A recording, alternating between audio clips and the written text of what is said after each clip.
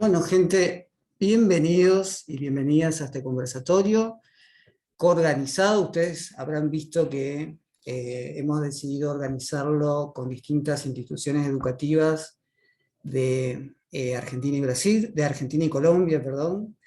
La idea es traer en este conversatorio un tema bastante actual, ¿no?, que está teniendo como protagonismo en los últimos años, y que pone en debate esta cuestión de el diseño de la organización humana, ya sea de forma global, o de forma local, o de forma conjunta, ¿no? Esto es un tema que sobre todo en los últimos 2 o 3 años como que explotó, podemos decir. Se ha notado mucho el debate en torno a este tema por distintas situaciones, por cuestiones ambientales, por cuestiones económicas, por cuestiones sociales, inclusive por las cuestiones de salud. Así que, como es un tema sumamente divertido, nosotros vamos a pedirle mucho respeto, ¿tá?, a la hora de que intercambiemos miradas, a la hora de que intercambiemos sentires, ¿tá? Y obviamente está abierto toda retroalimentación que sientan, ¿tá? Mi nombre es Fabio Luel, soy de Argentina, soy de Puerto Piraí, Misiones, Argentina. Formo parte del Instituto Esteban Lugo, que venimos trabajando con la Universidad Nacional de Misiones, y hoy nos van a acompañar, trayendo su mirada, Carolina Frein, desde Buenos Aires, Argentina. Bienvenida, Carolina. No sé si querés saludarnos. Hola, buenas noches. Buenas tardes, noches. Buenas tardes, buenas noches. Mónica Sepúlveda, que nos acompaña desde Antioquía, ¿puede ser, Mónica?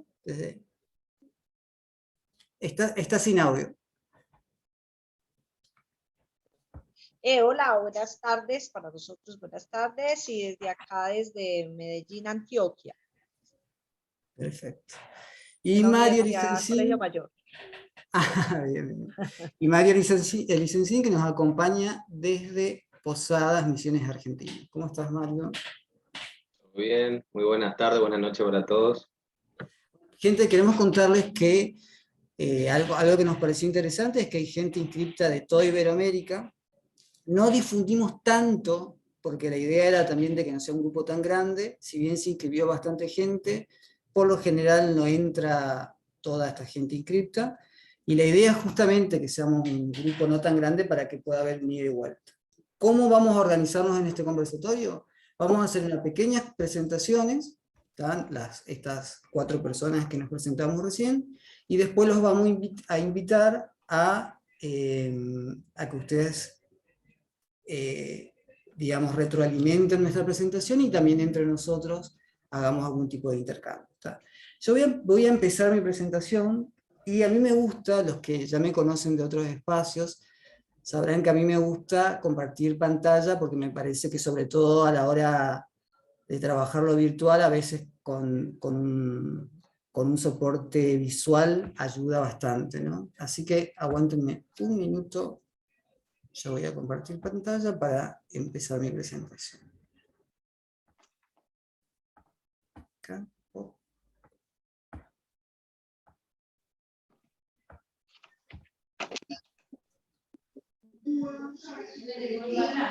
¿Carolina se está viendo? Sí, listo. Sí.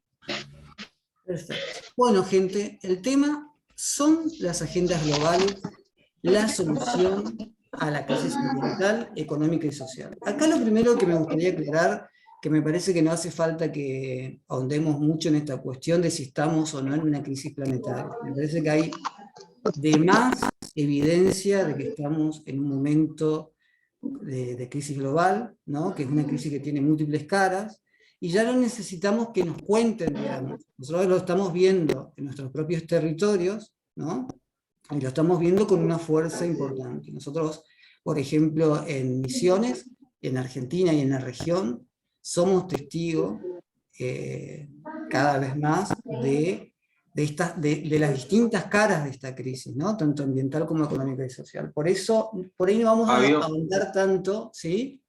Disculpa, hay algunos micrófonos que están encendidos. Bien, yo no los veo porque estoy presentando. Si pueden apagar, por favor, gracias. Ahí está, gracias. Entonces, la pregunta es, la gran pregunta es, ¿cómo hacemos frente a este panorama de crisis global? ¿No? Y ahí vamos a ver que hay distintas miradas y distintas apuestas, digamos. Hay una apuesta dominante que tiene que ver con lo que nosotros llamamos diseño global. Fíjense que si ustedes miran el flyer, yo usé la palabra diseño global o diseño local. Y no es casualidad usar la palabra diseño. ¿Tá? Por eso me gustaría empezar a compartirles por qué hablamos de diseño, y para entender por qué hablamos de diseño vamos a ir hacia la historia, que es un tema que me parece importante no desechar. Vieron que cuando las personas por ahí estamos en un momento de crisis importante, siempre se nos aconseja ver, repasar en nuestra historia personal cómo llegamos a este momento de crisis, ¿no? ¿Qué situaciones nos trajeron hasta esta crisis? Bueno, como humanidad, también resulta importante repasar y ver cómo llegamos a este momento y cómo llegamos a esta perspectiva o a esta mirada de diseño global ante otra mirada, ¿no? Y lo primero que vamos a decir es que si nosotros vemos en la naturaleza, digamos, todos los seres vivos tienen alguna capacidad de organización, ¿no? Fíjense que inclusive Maturana, un biólogo muy importante, nos dice que más allá de si un ser vivo tiene sistema nervioso o no, tiene la capacidad de autopoiesis y tiene la capacidad de organizarse, ¿no? Pero, puntualmente, la especie humana, no se sabe bien cómo, por qué, desarrolló capacidades muy particulares de organización que tienen que ver con el desarrollo de su cerebro y puntualmente con sus capacidades de comunicación. ¿Tá? Nuevamente, todos los seres vivos tienen capacidades de comunicación, pero los seres humanos tienen unas capacidades muy particulares de comunicación. Con el desarrollo de estas capacidades de comunicación, cuando aparece el lenguaje verbal, por decirlo, ¿no? Aparece el Homo sapiens, ¿no? Y a partir de ahí aparece lo que se llama el relato del mundo.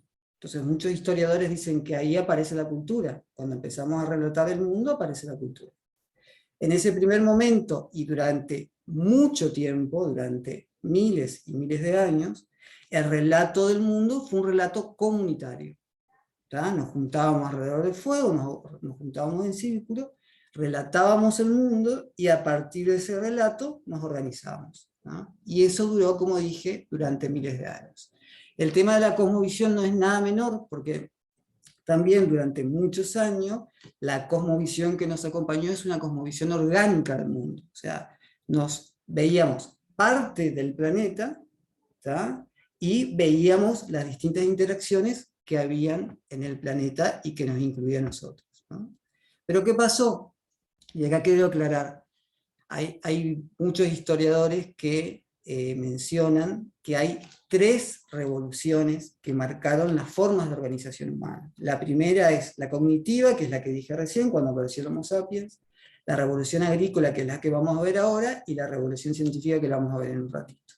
Con la revolución científica, ¿qué pasó? Surge la agricultura y pasamos a ser sedentarios, ¿no? Éramos nómadas y pasamos a ser sedentarios, y ahí aparecen los primeros poblados y ciudades, ¿tá? Que con el transcurso del tiempo dan lugar a los primeros estados, aparecen los ejércitos, aparecen las religiones, surge la usura, gente, por favor atento a esto, la acumulación sin límite, la especulación y después viene el comercio. Acá me quiero concentrar porque si bien cuando éramos nómades algo acumulábamos lo justo y necesario porque nos íbamos trasladando respetando los procesos de regeneración de cada espacio por el que íbamos yendo, ¿no? Cuando pasamos a ser sedentarios, empezamos a acumular granos, empezamos a especular con esa acumulación y empezamos a generar un juego de poder y dominación. ¿Tá? Fíjense que no es casualidad que aparecieron las religiones, aparecieron los ejércitos, y también aparecieron, para mí no es un dato menor, las primeras enfermedades crónicas que nos acompañan hace bastante tiempo, ¿no? ¿Qué pasó acá? Eso lo vamos a poder ver en este cuadro. lo que empezamos a ver es que aparece el relato jerárquico del mundo. ¿Se acuerdan que habíamos visto que al comienzo teníamos un relato más circular, en torno al fuego, en torno al encuentro, digamos? Bueno, acá la historia nos dice que empieza a haber un relato jerárquico a partir de reyes y sacerdotes y otras castas, ¿no? Y empieza ese relato del mundo a bajar de arriba hacia abajo, ¿tá? Y ahí empieza el famoso diseño social o la famosa ingeniería social, inclusive, ¿no? Ya las formas de organización empiezan a estar en manos de unos pocos. Pero, sin embargo, se conserva cierta práctica comunitaria, y algunas culturas, como por ejemplo los pueblos originarios de América Latina, han conservado mucho más todavía esta práctica comunitaria, ¿no? Estos fenómenos se dan desde una escala local. Esto es importante, gente, el tema de la escala, ya lo vamos a ver por qué. Se da desde una escala local hacia una escala regional, por medio de invasiones. Vieron que también los estudios muestran que hay un momento en donde empieza a crecer las guerras, que tiene que ver con este momento, ¿no? Y ahí empieza el tema de invadir a otros pueblos e imponer la cultura, ¿no? Empieza un intento de homogenizar la conducta humana. Se conserva en muchos casos la vida orgánica, todavía tenemos cierta conciencia de que formamos parte de la naturaleza, pero sí empieza a iniciar un proceso de fragmentación. De a poco como que empezamos a darle la espalda a la naturaleza y nos empezamos a sentir dueños del planeta, por decirlo, ¿no? Acá vuelvo a mencionar esto de la cultura de la dominación, porque vamos a ver que esto fue evolucionando cada vez más, ¿no? Y un ejemplo es los procesos de colonización de Latinoamérica, ¿no? En donde no solamente se invadió físicamente, sino hubo todo un proceso de colonización del hacer, del conocer y del ser, decimos nosotros, o de nuestra interpretación de quiénes somos, ¿no? Se nos intentó formatear o programar en una mirada del mundo que, sobre todo, la mirada eurocéntrica ya no contemplaba esa relación del ser humano con la naturaleza como la de los pueblos originarios, ¿no? Entonces ahí hubo toda una operatoria y un intento de homogenización de la conducta humana. Y después viene el tercer momento, que lo vamos a mencionar con fuerza, que a mí me llama mucho la atención, que no se suele mencionar a la hora de los análisis políticos y sociales, y no es un tema para nada menor. Ahora vamos a ver qué otros temas sí se suelen mencionar. El tercer momento es la revolución científica. Vieron que con la revolución científica la ciencia pasa a ser la relatora del mundo. Hasta ese momento la Iglesia tenía un gran poder en ese relato del mundo, ¿no? Aparece la visión mecanicista fragmentaria, que no es nada menor, porque, como decía, hasta ese momento la mirada que prevalecía en cierta medida era la mirada orgánica, biocéntrica. A partir de, sobre todo, Descartes y Newton, aparece el mundo como máquina, y a partir de ahí aparece todo el tema también de la hiperespecialización. Como el mundo es una máquina y se lo puede partir supuestamente en pedazos, entonces los hiperespecializados nos pueden relatar el mundo y desde ese relato nos bajan, ¿no? Y eso lo vemos hasta hoy, en donde supuestamente unos pocos hiperespecializados nos relatan el mundo y nos dicen qué tenemos que hacer, ¿no? Ahora, ahí surge la ciencia económica, que tampoco es nada menor, porque la ciencia económica es una hija directa de esta mirada fragmentaria y mecanicista, ¿no? Por eso, desde estas corrientes replanteamos la ciencia económica y llamamos a generar una nueva ciencia económica desde este otro elemento que no nos cuentan, gente, que también es algo importante, y acá es donde también se empieza a notar cierta manipulación a la hora del relato, ¿no? No nos cuentan que hubo otra revolución científica, ¿no? Que es el surgimiento del paradigma científico sistémico, con Einstein, los biólogos organicistas y otros aportes científicos, y que cambian absolutamente las bases del diseño social que venía hasta ese momento. Toda esta mirada del darwinismo social, del homo económicos, de la competencia como base, de que somos egoístas, de que somos individualistas, todo eso cae desde esta nueva mirada científica, y con todos los argumentos habido y por haber, y eso es algo que no nos están contando, y que hasta inclusive aparece poco en las universidades, algo que a nosotros nos llama mucho la atención, y estamos haciendo todo un trabajo en ese sentido. Otros hechos que tenemos que traerlos para repasar cómo fuimos evolucionando La Revolución Francesa, empiezan a caer el poder de las monarquías, la Revolución Industrial, nacen las grandes fortunas en manos de empresarios, la globalización, la revolución tecnológica, las redes digitales, y empieza a aparecer un enorme poder en manos de privados con un gran capital. Acá podemos ver gente que en un momento cae el poder de la iglesia y cae el poder de las monarquías, de los reyes y de las religiones, pero emerge un nuevo poder con muchísima importancia, que es el capital privado, ¿no? Y hoy vemos que hay un capital privado que incide directamente en el diseño social global de arriba jerárquico, que como vimos viene desde la revolución agrícola. Entonces, vieron que hasta algunos críticos hablan de como un gobierno oculto, hay distintas expresiones que tratan de traer esa mirada, pero me parece que no hay duda de la incidencia que tienen estos poderes económicos sobre los estados, ni hablar sobre los medios de comunicación, gente, ni hablar sobre la educación y sobre todos los ámbitos de la vida. Ahora, ¿cuál es el gran tema? ¿Cuál es el gran desafío que tenemos? El tema es, al que a mí por lo menos me gustaría hacer hincapié, es la cuestión de la escala.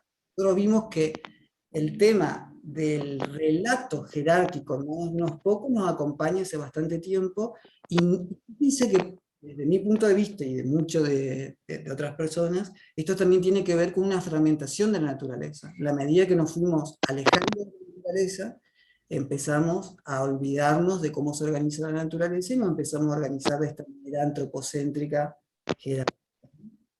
Y el gran problema que tenemos es la escala, porque ahora, en muy poco tiempo, este diseño por medio de los medios de comunicación, de las redes digitales, y también de todos esos, de un montón de medios, que inclusive son programas, esto llega al planeta entero, digamos, ¿no? ¿Se acuerdan que en un momento era más local la cuestión? Era más por ahí reyes de una región, sacerdotes de una región. Bueno, ahora tenemos que esto llega en muy poco tiempo a todo el planeta, y con un montón de elementos que presionan, como el sistema financiero, bueno, y el sistema del capital en general, ¿no? Entonces, ¿cómo transformamos esta situación? O como mínimo, ¿cómo le ponemos límites? Lo que decimos desde las corrientes que estamos más cercanos a las miradas regenerativas, es que la fortaleza sigue estando en la base, que sería el pueblo, digamos, ¿no? Acuérdense que el pueblo es quien con su demanda sostiene las multinacionales, sostiene el capital privado, y también sostiene los estados. Yo acá lo primero que quiero aclarar es que mi mirada, la mía, la de Fabio, digamos, no es anti-estado, no es que yo diga que el estado no sirva para nada en este momento, porque sería totalmente utópico, ¿no? Pensar que no va a haber estado ahora.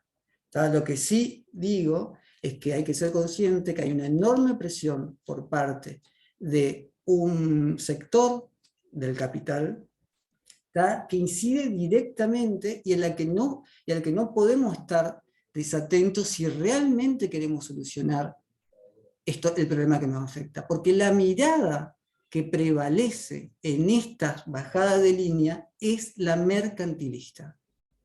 Eso es absolutamente notorio. Si bien, por ejemplo, hay ciertos intentos de solucionar algunas cuestiones ambientales con alguna tecnología, ¿no? El principal motor sigue siendo la acumulación de capital, ¿no? Por más que, aún si viene alguna solución, sigue siendo que, como vimos, fue el punto de origen de toda esta idea de diseñar de arriba hacia abajo, que aparte, gente, es todo lo contrario a lo que sucede en la naturaleza en todos los seres vivos. En todos los seres vivos vamos a ver que el orden de una totalidad, de un sistema, se da desde lo local hacia lo global. ¿Tá? Yo no me quiero extender más, después me gustaría retomar y preguntarles qué sintieron con esta presentación, que quizás fue muy sintética, traje muchos temas, pero son como disparadores para también que ustedes vayan investigando, por decirlo, ¿no? Entonces, la idea, gente, con estas presentaciones es, yo voy a pasarle la mirada ahora a Carolina, después a Mónica, después a Mario, y después sería súper interesante que escucharlos también a ustedes, qué les pasa con estas miradas, digamos. Así, Carolina, te paso la palabra.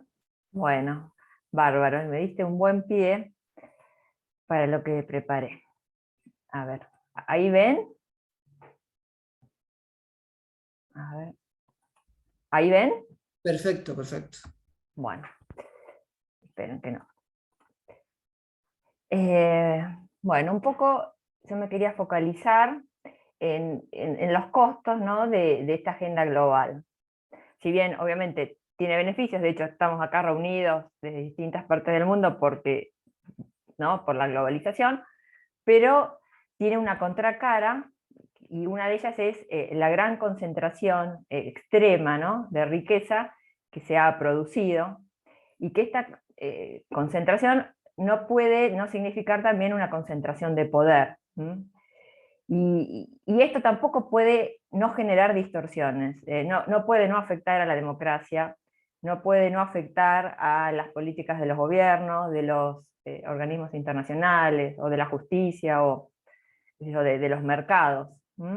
Y como decía Fabio, una de las cosas que también afecta mucho y que es crucial es en los medios de comunicación y en la diseminación de la información, ¿no? Porque estos ese es el medio, el que arma la trama de sentido un poco de todos nosotros, ¿no?, de la cultura, y un poco es la que nos prepara la cabeza y para ver las cosas de una forma y también para actuar de una forma.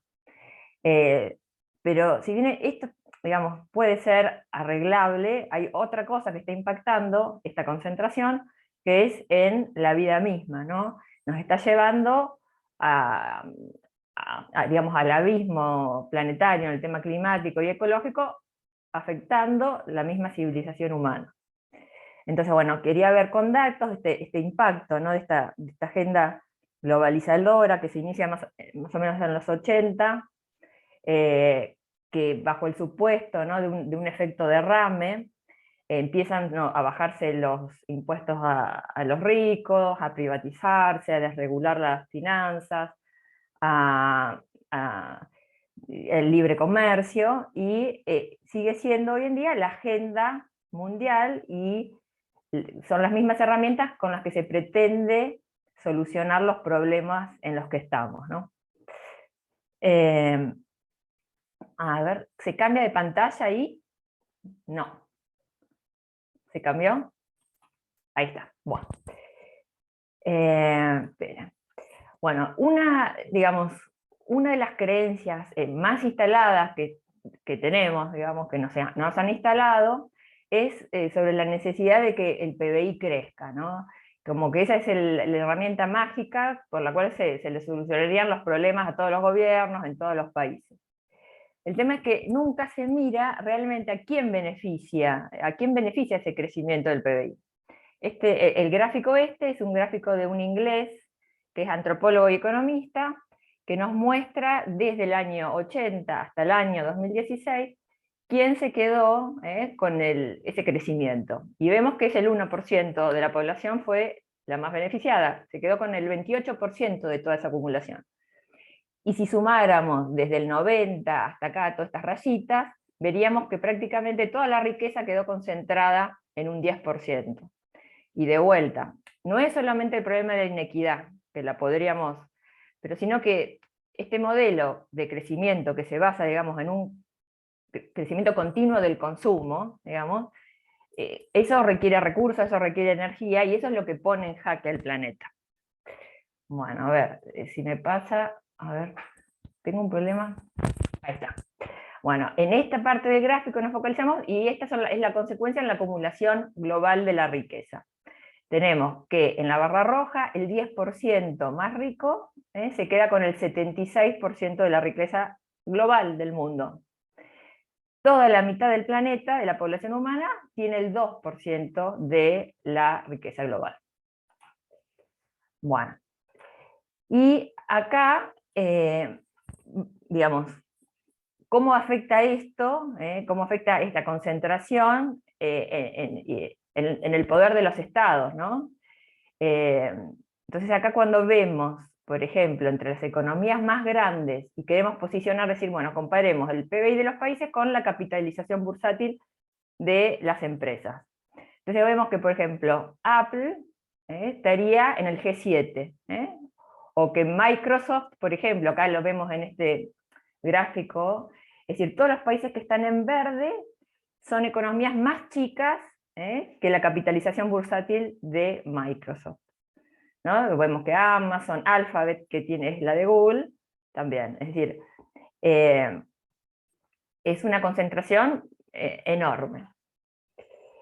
Y cuando vemos ver cómo afecta esa concentración en el tema que es central, que es el tema del pluralismo, de la información, de la diversidad de información, vemos que es muy preocupante, ¿no? El poder que empiezan a tener estas empresas que, si uno mira, aparecen hace solamente 2 décadas, y hoy, si las sumamos, son la tercera potencia mundial, la tercera economía mundial, ¿no?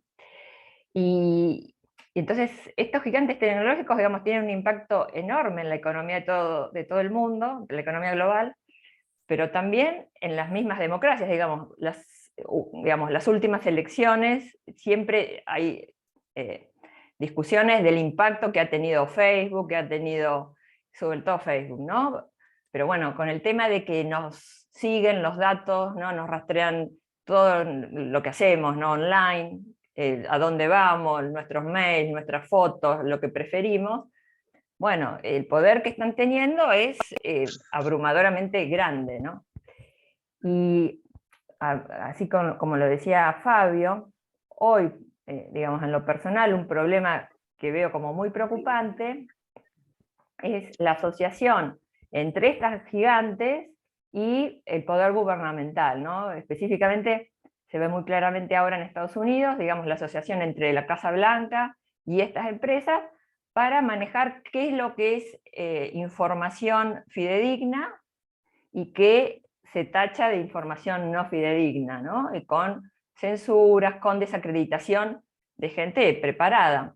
Entonces, por ejemplo, en temas, qué sé yo, muy importantes como la actual guerra, por ejemplo, bueno, el que no adopta la posición y la narrativa oficial es tachado de prorruso, pagado por Putin, y lo mismo sucede con, bueno, la epidemia global que tuvimos, donde más allá de la posición de cada uno no podemos ser ingenuos y no saber los enormes intereses económicos que están en juego, con el complejo armamentístico ahora, con las corporaciones farmacéuticas atrás. Entonces, esto no podemos no estar atentos a esto. Más que nada también cuando uno ve las anteriores, digamos, el tema de la cuarta revolución industrial, y el empuje por una digitalización de toda la vida humana que nos puede llevar a una situación como está viviendo China, ¿no? Donde uno tiene un rating y dependiendo de cómo se comporta, uno después no puede, no sé, comprar un boleto de colectivo, un boleto de tren, o lo que pasó en Canadá con las protestas que hubo, que a la gente se les congelaron las cuentas bancarias. Es decir, si fuéramos una sociedad como se quiere, con dinero digital, bueno, desde el poder nos podrían, digamos, tener completamente cercados en cuanto a qué podemos hacer, porque si uno se va de la línea, enseguida, bueno, uno queda, por ejemplo, sin dinero. Bueno, otra cosa. Perdón. Acá justo encontré estos gráficos de lo que gastan en lobby estas empresas tecnológicas. En el gráfico de acá es en Europa, no es tanto, 5 millones, 4 millones y medio Microsoft, y la cantidad de reuniones que logran conseguir en la Comisión Europea, ¿no? 84 Microsoft, Google 150, Amazon 33, es decir, empresas que pagan mínimos impuestos. Por ejemplo, Amazon estuvo varios años en Estados Unidos con ganancias de 15.000 millones de dólares y pagando 0 impuesto federal. Y esto es lo que gastan en lobby en el Senado estadounidense, que eso supuestamente está transparentado, ellos lo tienen transparentado. Entonces tenemos Facebook con 20 millones, Amazon con 19 y todo en aumento. Entonces esto, no podemos ser ingenuos sobre el poder que tienen, ¿no? y sobre el desbalance con respecto a la gente en general. Bueno, y con respecto a otro tema que no podemos tampoco es la influencia que un pequeño grupo que tiene, de gente, digamos, que no ha votado nadie, empieza a tener también en los organismos internacionales. A fines del 2019 se firmó un memorándum entre la ONU y el Foro Económico Mundial, que no tuvo demasiada publicidad porque no les convenía a ninguno de ellos, para llevar una agenda en algunos temas. Un espacio que no puede acceder nadie de la sociedad civil, ni la academia, ni los jóvenes, ¿no? Y que bueno, que los resultados de eso se están viendo. Por ejemplo, el año pasado se celebró la cumbre de la alimentación, se llamaba la cumbre, sí, sobre los alimentos, y fue denunciada como un secuestro corporativo, porque el que organizaba la agenda era una alianza que ¿Estuvo desganado o qué? una alianza que estaba financiada por los pesticidas BASF, por ejemplo. Después, la COP26 en Glasgow, lo mismo, llena, digamos, de intereses corporativos, todos los billonarios, digamos, y también fue denunciada por una carta de científicos, de 200 científicos que denunciaron el secuestro corporativo de la COP. Y ahora tenemos la OMS, que está empujando, la OMS que, para que tengamos idea, porque uno piensa, bueno, son organismos internacionales, los financian los estados, pero la OMS es solamente un 20%, el 16% son cuotas obligatorias de los estados, el 76% son donaciones voluntarias, que mayoritariamente son de fundaciones. Para que tengamos una idea, el segundo ingreso de la OMS es la fundación de Bill Gates, ¿no? Entonces, ahora la OMS está empujando un tratado internacional para prepararse para una futura pandemia, para que sea gestionada por la OMS. O sea, estamos dejando en manos de un organismo internacional financiado por intereses privados, futuro, digamos, por sobre la autoridad de gobiernos elegidos democráticamente. O sea que tenemos que estar atentos al empuje que se está viendo por todos lados.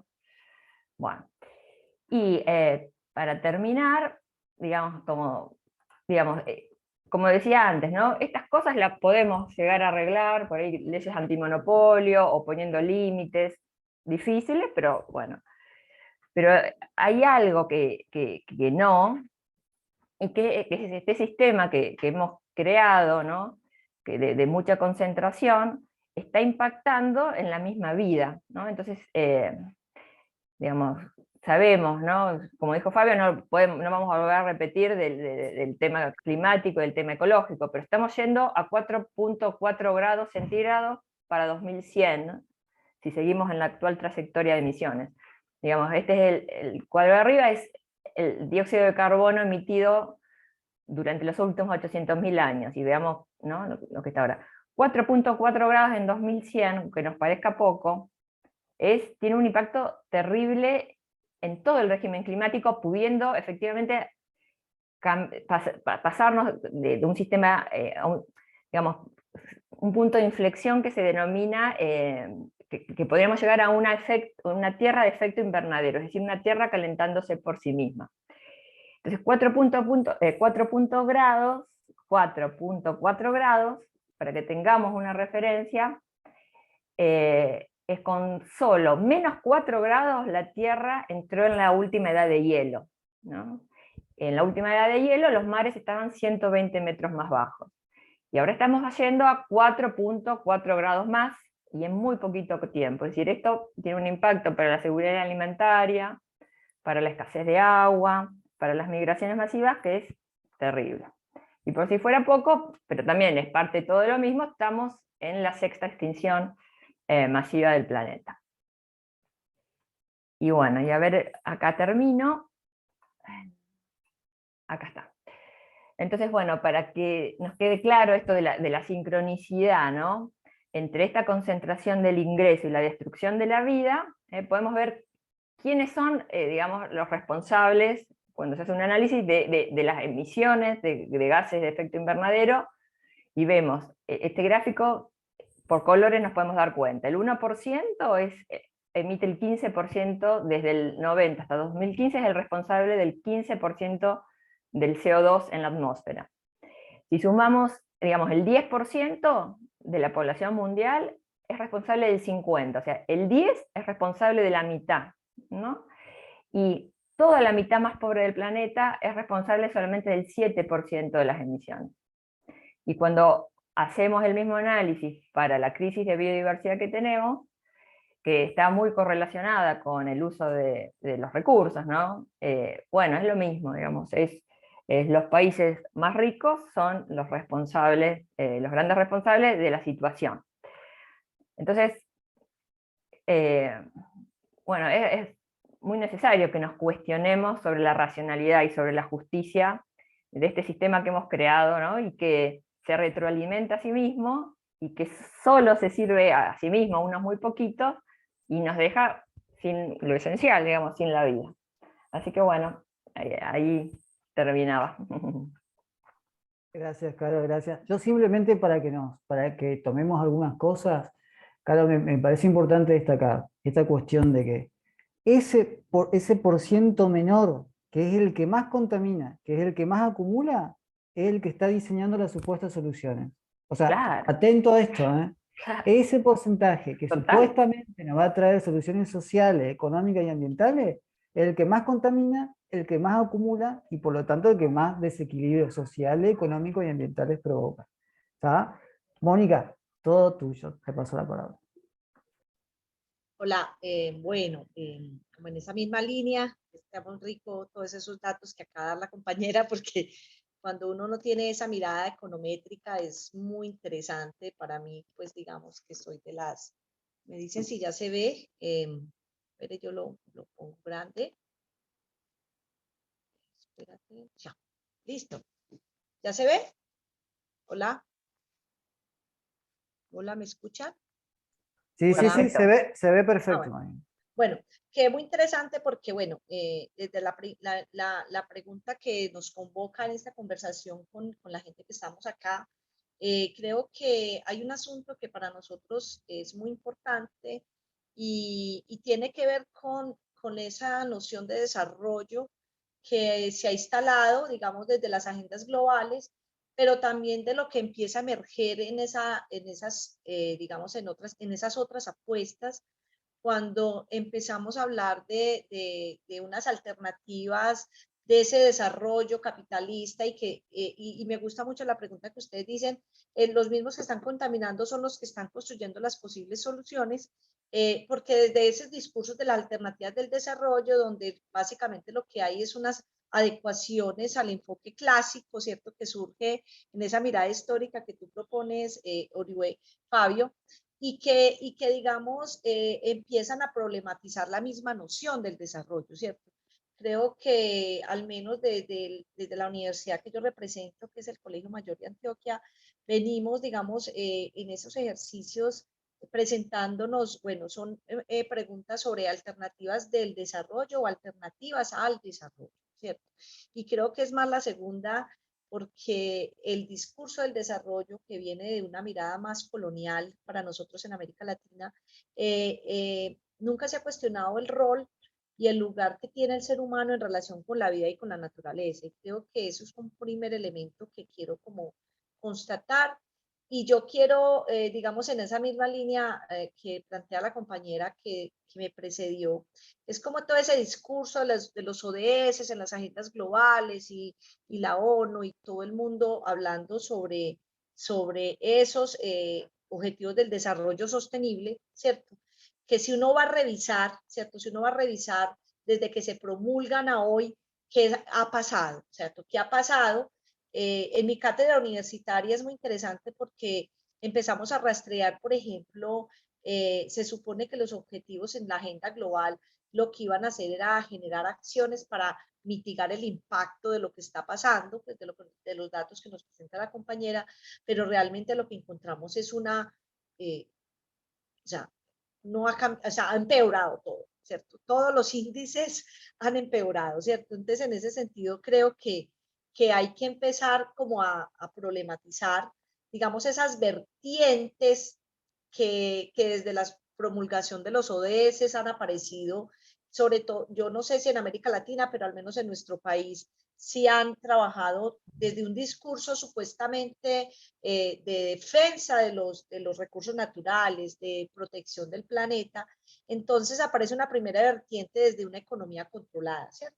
Donde vamos a garantizar el crecimiento de la economía y la explotación de los recursos de manera racional, entre comillas, pero desde una lógica desde el que consume paga, ¿cierto? Entonces, son estas grandes empresas las que pagan, pero siguen contaminando, ya vimos los datos anteriores.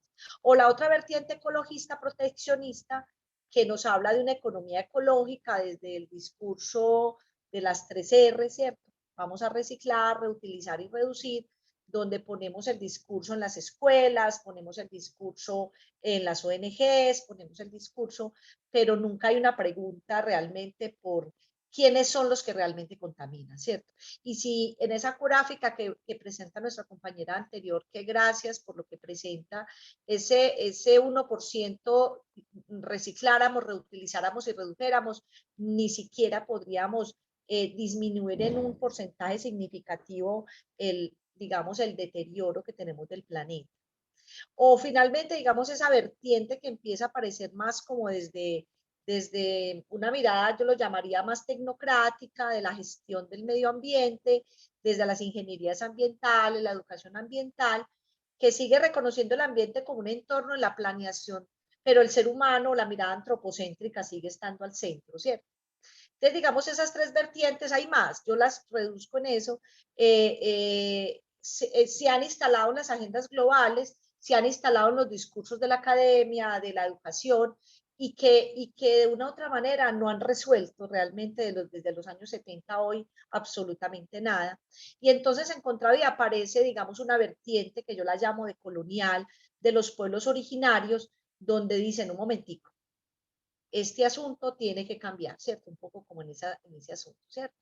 Entonces, yo creo que lo que empieza a plantearse es digamos, unas problematizaciones a ese discurso de los ODS en torno, primero, que es un enfoque muy generalista, o sea, todos somos responsables de todo, pero quien realmente responde, ¿cierto? Ya vimos el gráfico anterior que nos presenta la compañera, quiénes son realmente los responsables, cómo garantizamos políticas que exijan realmente que quienes están deteriorando el planeta asuman la responsabilidad y no recarguen simplemente en un discurso que se instala, pero que no realmente no impacta, ¿cierto?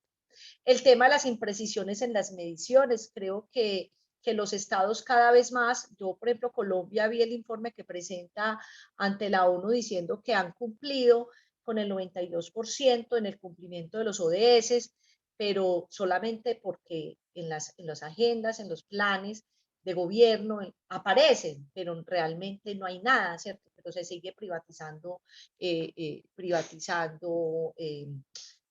vendiendo los páramos, se sigue contaminando el agua, se sigue generando una minería que contamina el agua, se sigue talando, se sigue aumentando a grandes proporciones la desertificación, etcétera, etcétera, ¿cierto? El tema de la coherencia con un plan de desarrollo a nivel global, ¿cierto? ¿Cómo hablamos de unos objetivos comunes a nivel del mundo? Porque la Tierra es una, o sea, la casa común es una, pero sin embargo, ya vimos que en las agendas globales, cada país, sobre todo los países ricos, simplemente adecúan a su amaño el discurso de los ODS, ¿cierto? Y yo preguntaría, digamos, en esta reflexión, si es posible que haya un desarrollo respetando los derechos humanos y asegurando los recursos para las generaciones futuras, ¿cierto? Yo lo preguntaría porque ese es el discurso que de una u otra manera el desarrollo sostenible ha trabajado, pues, digamos, en nuestras agendas en Latinoamérica, teniendo en cuenta que esa huella, digamos, que esa huella que ha hecho sobre todo el capital y el modelo capitalista acumulativo ha generado a nivel global y mundial. Y en ese sentido, yo personalmente creo que en las lógicas capitalistas occidentales no es posible, o sea, no es posible, a pesar de que es un manifiesto político, no es posible frenar el deterioro, ¿cierto? En las lógicas actuales, que digamos incluso el mismo discurso habla de un futuro común, y yo digo, bueno, debemos hablar de un presente común. Ya la compañera nos muestra cómo en menos de una década, el planeta ha subido 4.4 digamos, el cambio climático. Entonces, esa mirada del desarrollo pensada que es que vamos a llegar allá, o sea, ya vamos a llegar. Entonces, por ahora aguantemos. No, yo creo que la pregunta hoy en las agendas globales es el presente común. O sea, no hay futuro si no hay presente, ¿cierto? Creo que ese es un asunto fundamental. Y en ese sentido, yo creo que hay varias cosas a revisar. Uno es el tema de cómo cambiar la cosmovisión occidentalizada desde los modelos de consumo y explotación de la naturaleza. Creo que el modelo capitalista está parado ahí y hay que moverlo, o sea, hay que cambiarlo. Y no es, digamos, si hay alguien conectado de Colombia, no es un asunto de que entonces vamos a la izquierda, porque la izquierda comunista también en últimas tiene un modelo antropocéntrico. Yo creo que tenemos que cambiar la cosmovisión a una mirada más biocéntrica. Creo que es una mirada distinta que los pueblos originarios nos han planteado, ¿cierto? Y ahí la pregunta por la crisis del sujeto, o sea, yo creo que hay una pregunta muy importante y sobre todo para la educación. Estamos educando para ser clientes, para ser consumidores o para ser ciudadanos y ciudadanas, ¿cierto? En una lógica de ciudadanos globales del mundo, en la protección del planeta, ¿cierto? Donde tenemos que preguntarnos por el límite que debe tener el crecimiento, o sea, o si tenemos que hablar es de decrecimiento, ¿sí? Porque el cambio climático, resolver la pobreza, la seguridad alimentaria y la sostenibilidad de las ciudades al paso que va, hoy no es, hoy, digamos, con los modelos actuales que hay, hoy no son viables. Yo creo y por eso la mirada problematizadora que yo hago un poco de los ODS, ¿no? Y en ese sentido, y digamos como para terminar, para poder conversar hoy, yo creo que en los discursos de las agendas globales hablan de un vivir mejor, digamos, como un asunto de reconfigurar el capitalismo, donde el desarrollo se piensa en la satisfacción de las generaciones presentes, ¿cómo es que se dice? Sin afectar las generaciones futuras. Pero la pregunta es, ¿eso implica primero revisar el patrón demográfico, la equidad social, la justicia, la solidaridad, el tema de la redistribución, el crecimiento económico, una cultura civilizatoria? Yo preguntaría si ese discurso que plantean es posible o si tenemos que transitar a un vivir bien o un vivir sabroso. Yo en Colombia, las comunidades afro hablan de vivir sabroso y las comunidades de los pueblos originarios hablan de vivir bien. Y creo que es una mirada interesante porque no están planteando un retorno a lo idílico del pasado, sino que es un retorno al sentido ético de la vida, ¿cierto? Cómo nos pensamos la posibilidad de la armonía, ¿cierto? De la posibilidad y que eso implica cambiar de cosmovisión, ¿cierto? Yo creo que, y para finalizar, para poder conversar ahorita un poco frente a la pregunta que nos hacía este conversatorio, si es posible, si las agendas globales, yo pensaría que no, ¿cierto? La pregunta sería no. Las agendas globales no podrían ser, porque son ellos los que están siendo responsables de lo que está pasando, y el reto es un cambio radical, pero no es solo en un estilo de vida, ¿cierto? No es como que cambiemos en un estilo de vida, entonces que la gente, yo creo que la propuesta es gobernar para pensarse una alternativa al desarrollo. Yo pienso que incluso estos temas implican cambios de paradigma desde el cual estamos gobernando los países, que nos permitan como dice Sábato, a construir nuevos mundos, digamos, posibles. Yo dejaría como por ahí para que podamos seguir conversando. Gracias, Mónica, gracias. Yo ahí simplemente como para resaltar, por lo menos de mi parte, me parece interesante preguntarnos si ese diseño que supuestamente nos trae soluciones, ese diseño global, si supuestamente realmente representa una alternativa, como dijo Mónica. Si ustedes miran, van a ver que en ningún momento se habla de ponerle límite al crecimiento económico, que es en realidad digamos, la mayor exposición de esta cosmovisión, Mónica hizo énfasis en esta cuestión de transformar nuestra visión del mundo para desde ahí transformarnos, para que desde ahí transformemos nuestras organizaciones y nuestra actividad humana.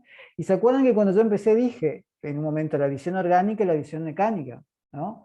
Gente, las alternativas que estamos viendo que bajan de arriba para abajo siguen siendo más de lo mismo, más mecánico, más crecimiento ilimitado, y no representan una alternativa al desarrollo, por más que lo llamen desarrollo sustentable. ¿Tá?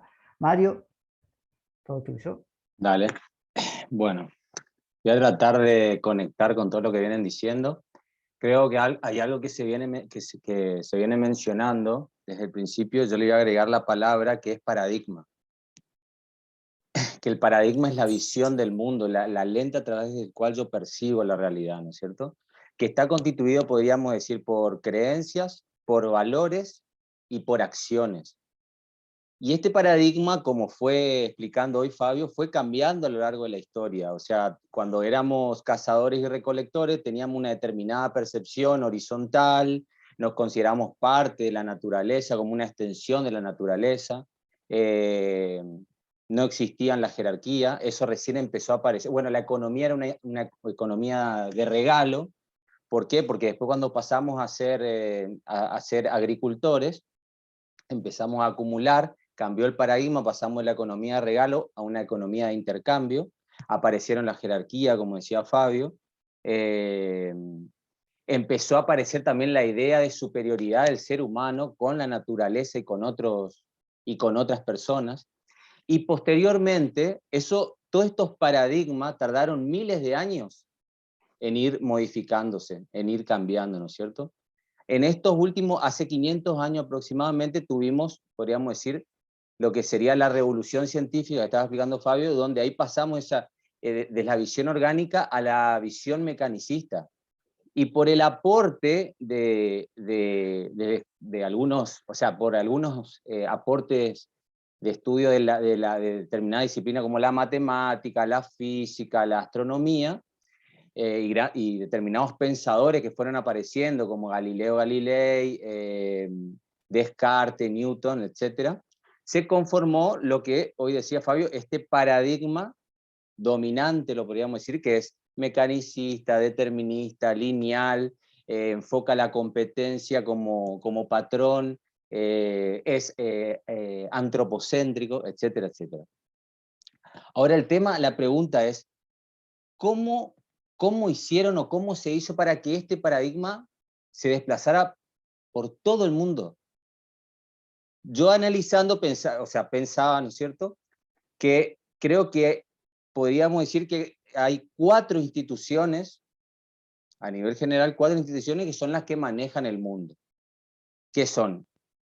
Las corporaciones, que se venía hablando, en lo que se relacionaría con lo económico, los estados, la parte jurídica y seguridad, la parte espiritual, las religiones, y de la parte intelectual, las universidades. Todas están entrelazadas con todas. Y estas instituciones son las que se encargaron, de alguna manera, de que este paradigma se siga replicando en todas las disciplinas, en todas las actividades, e incluso los valores, ¿no es cierto? Por ejemplo, y una de estas es la economía, como decía Fabio. Nosotros, si vamos a los orígenes de la economía, Aristóteles, cuando define la economía, hizo una diferenciación entre lo que era economía y lo que era crematística. La economía, sabemos el significado, la administración o el cuidado del hogar. Y la crematística estaba relacionado con las actividades de adquisición, de intercambio, utilidad, ganancia. Entonces él decía que siempre la crematística tiene que estar subordinada a la economía. Hoy en día lo que se enseña como economía en realidad es crematística, no es economía. Bueno, y después hay una cosa que estuve leyendo y me pareció muy interesante, como ejemplo de lo que se venía hablando, que fue más o menos en la década del 60 aproximadamente, donde el gobierno de Estados Unidos, junto con un grupo de corporaciones, empezaron a financiar investigaciones en materia de economía, donde lo que se buscó es incrementar lo que sería todas las herramientas de la parte cuantitativa, ¿no es cierto? La matemática, las ganancias, las inversiones, etcétera, etcétera. Lo que podríamos incluirla dentro de lo que es la economía neoclásica. Entonces, estas corporaciones financiaron estos proyectos y esta financiación alcanzaron a las 8 universidades principales del mundo.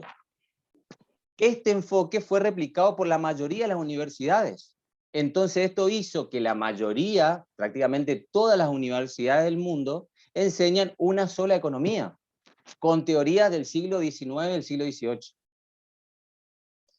Entonces, esto llevó, pues, me parece interesante nombrar esto, un evento que ocurrió en Francia, que un grupo de estudiantes lo que habían hecho fue como una especie de denuncia de por qué se enseñaba la economía desde un solo enfoque. Esto llevó también a que un grupo de docentes se sumara a los alumnos y hicieran una especie de manifiesto en relación a la enseñanza de la economía, que les voy a leer. Dice, fallo en la enseñanza de la economía según los profesores. Entonces, una era la marginalidad de todas las teorías que no sean la neoclásica. La falta de relación entre la economía que se enseña y la realidad económica. El uso de las matemáticas como un fin en sí mismo y no como un instrumento. Métodos que prohíben el pensamiento crítico, la necesidad de una pluralidad de enfoques que se adapten. Bueno, otra de las preguntas es, ¿cómo hizo este modelo para lograr lo que nadie, ninguna religión, ninguna institución ha logrado por miles de años, que es gobernar el mundo entero? ¿Cómo lo hizo? ¿Cómo logró eso, no es cierto? Una es, como decía, o sea, todas estas instituciones van replicando, ¿no es cierto? Y después hay una serie de conceptos, de mitos, podríamos decir, que sostienen, que siempre en donde más escuchamos en los medios de comunicación y también en la facultad. Yo soy contador, cuando estudié economía, justamente me enseñaban esta economía, que es la neoclásica. Uno de esos mitos es que la globalización es el único camino efectivo hacia el desarrollo. Entonces, ¿qué podemos ver acá? Que, por ejemplo, entre 1960 y 1980 se adoptó el principio de sustitución de importación en América Latina y en algunos países del África. ¿Qué significa esto? Empezar a producir lo que antes importábamos. Esto tuvo un impacto muy positivo en el Producto Bruto Interno de estos países. Incrementaron un 73% los países de América Latina en este periodo del 60-80 y un 34% en África. Ahora, a partir del 80 aproximadamente, Carolina hizo referencia a esa fecha también, es donde se empezó con todas estas políticas de privatización, se abrieron las barreras arancelarias, se empezó a abrir también las inversiones extranjeras, y esto empezó a generar un impacto, podríamos decir, negativo. ¿Por qué? Porque, por ejemplo, generó en América Latina estancamiento del Producto Bruto y después descenso, y en estos países de África también un descenso. Como ejemplo también está Corea del Sur y Taiwán, que aplicando estas políticas lograron un determinado desarrollo económico. Bueno, les cuento que hoy en día todas esas políticas no se pueden aplicar, porque violarían regulaciones de la Organización Mundial del Comercio. Justamente, hoy no la nombraron, pero nombraron la Organización Mundial de la Salud. Esta organización está constituida por burócratas. O sea, todos los dirigentes no se eligieron por el voto del pueblo. Y lamentablemente las normas regulan el comercio de todo el mundo. Y la tendencia de todas las normas es justamente al libre comercio, sacar todas las barreras arancelarias. ¿Qué pasa? ¿Qué es lo que terminó mostrando, podríamos decir, la parte cuantitativa, los números, en relación a estas políticas? Que, por ejemplo, en 1965 el ingreso per cápita de los países del G7 era 20 veces mayor que el de los 7 países más pobres. En 1995 era de 39 veces, y en el 2011 era más del 50%, o sea, más de 50 veces mayor. Otro de los mitos es el tema de la ventaja comparativa, que es la vía más eficiente para garantizar un mundo próspero.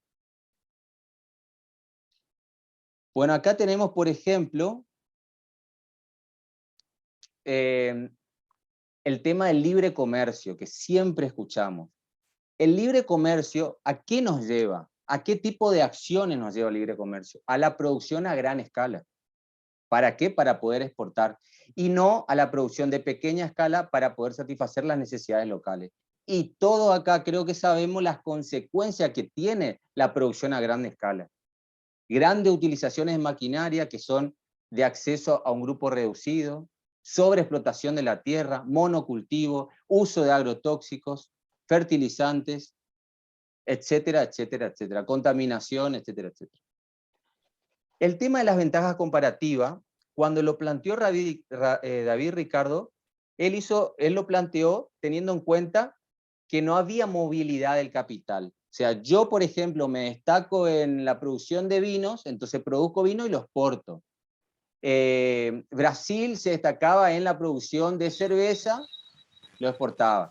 Ahora, el problema es que hay movilización libre del capital. ¿Y esto en qué se traduce esto? Les voy a dar un ejemplo. Nike, en la década de los 90, evaluando su situación económica, vio que le convenía trasladar su fábrica a un país donde tenía menos regulaciones ambientales y menos regulaciones laborales. Entonces logran trasladar estas fábricas y que estas fábricas eran, o sea, los trabajos, las trabajadoras de la fábrica eran llevados a cabo por subcontratistas. O sea, no eran empleados de Nike, sino que Nike pagaba a subcontratistas. Y estas trabajadoras eran menores de edad la mayoría, donde se le pagaba creo que algo así como 10 centavos la hora. La cuestión es que ellos lo que lograban era producir una zapatilla Nike a $5, si mal no recuerdo, era $5 aproximadamente el valor de costo, y después lo comercializaban a entre 75 y $130 en Estados Unidos. En paralelo teníamos que mientras Nike producía su zapatilla, con estas condiciones, contaminando, explotando, obteniendo altas rentabilidades, teníamos al futbolista Michael Jordan, que cobraba $20 millones por una publicidad. Esos 20 millones superaba lo que toda la planta de fábrica cobraba en un año. Entonces ahí estamos viendo, ¿no es cierto?, la desigualdad, las consecuencias. Ahí lo estoy viendo a Luis. Luis, ¿cómo está? Así que bueno, cerrando, yo voy a tratar de cerrar esto porque así damos lugar al diálogo, al intercambio. Yo, como les decía, el paradigma, para mí todo esto es el reflejo de un paradigma construido con una intencionalidad determinada, obviamente. Este paradigma, que está constituido por acciones, valores y creencias, tenemos que replantearlo. Entonces, la visión, la creencia, tenemos que reemplazarla de esta visión mecanicista a una visión sistémica, orgánica, y los valores dominantes de la competencia y de la codicia, reemplazarlo por la solidaridad, la participación, la compasión, y esto nos va a llevar a cabo, nos va a permitir llevar a cabo otro tipo de acciones que contribuyan a algo diferente, ¿no es cierto? Así que... Gracias, Mario. Gracias. Aparte nos diste pie a algo importante, porque la idea acá ahora es que empecemos a intercambiar cómo salimos de esto, ¿no? Y hay algo que quiero resaltar, Mario, porque vos hiciste una relación entre las instituciones y trajiste el tema educativo, ¿no? Cuando nosotros vimos el tema de la revolución científica, que desde mi punto de vista es la raíz, o sea, la mirada mecánica, ¿no? Más allá de que ya vimos que desde la revolución agrícola nos empezamos a desconectar de la naturaleza y empezamos a acumular y a especular, ¿no?, con la revolución científica, y la revolución industrial, esto se fue a una escala mayor todavía, ¿no? Pero todo esto bajó por medio de la educación. O sea, Las universidades preparan a los docentes bajan al pueblo y se prepara al obrero para que sea súper obediente y sea un súper consumidor, ¿no? Entonces, O sea, a un mí me ejemplo, viene... claro, un ejemplo es, lo que se me viene ahora, es la medicina, ¿no es cierto? A partir de un determinado momento, grandes estudios científicos eran financiados por grandes corporaciones. Totalmente, totalmente. Entonces hoy tenemos un profesional que sale de la universidad para ser un instrumento de estas corporaciones. Y pasa en todo, ¿eh? Pasa en Y todos pasa los en todo, ámbitos. exactamente. Lo Entonces, mismo el economista que se recibe claro. Yo creo que ahí a mí se me viene, Mario, ¿no? A mí, que un camino es sin duda la educación. Es más, muchos de ustedes, de los que están acá, coincidimos en un curso donde replanteamos la educación. Yo acá quiero soltar, gente, no sé si alguien quiere hacernos una devolución o lo vamos a hacer como libre, cada uno lo puede hacer de donde quiera y puede preguntarnos o puede aportar o puede, no sé si hay alguien, Luis, vos abriste el micrófono recién, ¿vos querías comentar algo? Está cerrado ahora. No, perdón, no sabía que estaba abierto, no quería interrumpir para nada, pero si hay después posibilidad de comentar, Y ya gracias. ahora damos espacio a las devoluciones, así si querés comentarnos algo y el que quiera simplemente nos avisa. Después sigue Carlos. Dale Luis, ¿te escuchamos? No, por ahora quería escucharlos, en todo caso después, si me permiten, puedo hacer un comentario. Ah, Gracias. dale, listo. Carlos, te escuchamos que levantaste la mano. Vamos a ser Carlos y Matilde, porque estamos los dos juntos y Dale, Carlos y que Matilde. comience Matilde, la dama primero. Dale. Bueno, hola. Bueno, primero que estoy totalmente de acuerdo con las 4 disertaciones, con las 4 exposiciones. Creo que sinceramente ese es el problema, ese es el quid de la cuestión, el meollo de la cuestión. Ahora, la pregunta última que has hecho, o sea, ¿cómo revertimos esto? Y vos dices por la educación, pero la educación en este momento está en manos de personas que repiten los mismos esquemas. Si bien hay personas despiertas, pero el sistema en general no permite, porque justamente no quiere que se les escape para seguir manteniendo este sistema global. Yo creo que es cuestión de comenzar por lugares pequeños, ¿no? Desde abajo, haciendo un trabajo chico, constante, en pequeñas comunidades escolares o comunidades sociales, y abrir la conciencia, porque esto la gente, la mayoría, no lo sabe, o si lo sabe, no lo quiere saber.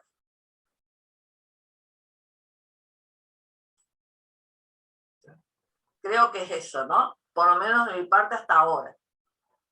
Totalmente, Matilde. Ahí me vino una palabra, gente, antes que me olvide, no quiero olvidarme, que también, o sea, yo creo que el punto de partida es autogestivo, ¿no? O sea, el tema local y autogestivo, pero sin olvidarnos de que de esta situación planetaria no salimos sin interactuar con la comunidad, ¿no? O sea, yo creo que es un llamado a generarnos, a transformarnos en células de transformación, pero con interacción comunitaria. O sea, ir al encuentro de nuestras escuelas, de nuestras comunidades, de nuestras universidades, ¿no? de nuestros vecinos y vecinas, pero desde la autogestión, ¿no?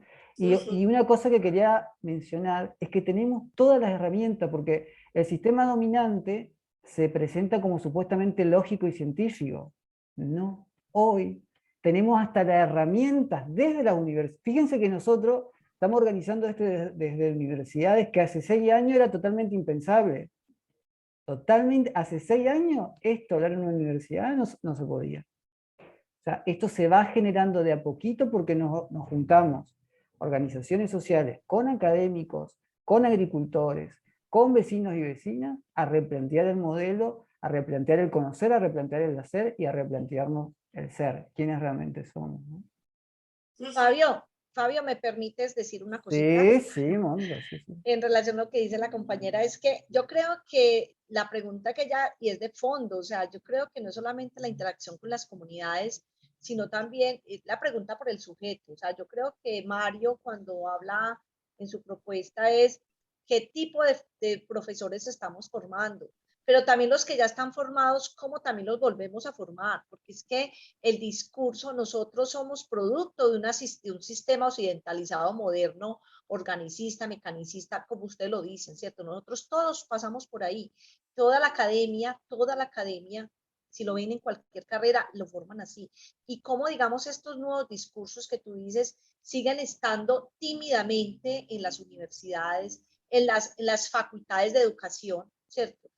Yo lo digo también en Colombia en la Facultad de Educación de la Universidad de Antioquia, que es una universidad pública, tímidamente empieza a aparecer el discurso, pero sigue prevaleciendo ese otro discurso donde ese sujeto que sale a replicarlo lo mismo, ¿cierto? Yo creo que el asunto fundamental es de la educación, pero casi una revolución en la educación, ¿cierto? Hay que revolucionar la educación, hay que, digamos, formar nuevamente los maestros que están hoy en las universidades, hay que problematizar, hay que poner este discurso así en las grandes, no sé, yo creo que ponerlo hasta en redes sociales, porque nosotros no podemos seguir siendo una comunidad